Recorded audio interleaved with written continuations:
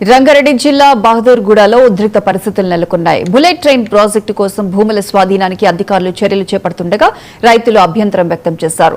తమకు స్పష్టమైన హామీలు, సరైన పరిహారం ప్రకటించాకే భూములు అప్పగిస్తామని తేల్చి చెప్పారు.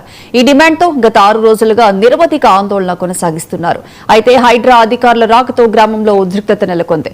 ప్రభుత్వం తమ భూములను స్వాధీనం చేసుకునే ప్రయత్నం చేస్తోందని ఆరోపిస్తూ రైతులు, గ్రామస్తులు ఆందోళనకు దిగారు. గ్రామంలో ఎలాంటి అవాంఛనీయ ఘటనలు చోటు చేసుకోకుండా పోలీసులు బందోబస్తు ఏర్పాటు చేశారు.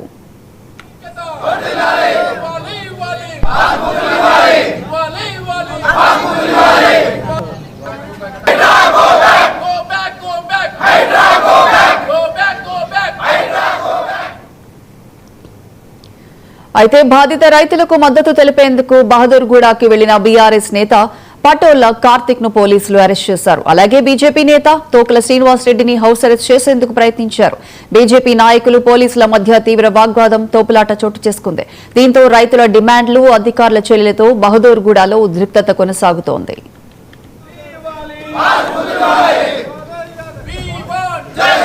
ఎన్ని రోజులుగా మా పట్టాదారు పాస్బుక్లు ఇవ్వాలని చెప్పి మేము ఇక్కడ ఒక శాంతియుతంగా నిరాహార దీక్ష ఇక్కడ చేయడం జరుగుతుందన్న.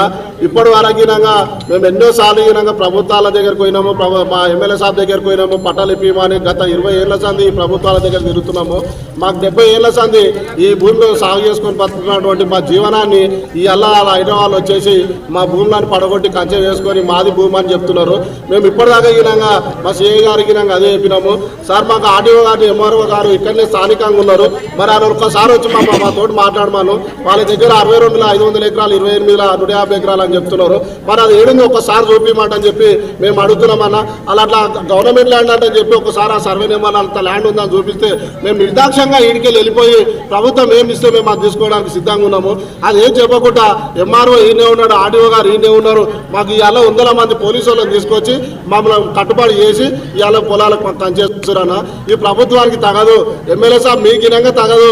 ఆయన నిన్న మాకు ఈవేను మేము ఇక్కడ దాదాపు 500 మంది రైతులను పండుకుందామని అనుకుంటే రాత్రి ఫోన్ చేసి ఇవాళ 10 గంటలకు మీ దగ్గరకు వస్తాము, నేను మనం కూర్చొని మాట్లాడదామని చెప్పి ఇక్కడ ఉన్న పెద్దలకు ఫోన్ చేస్తే మా ఆడీలందరినీ తీసుకుపోయి ఇళ్ళలో వండబెట్టి మేము ఈడున్నాము.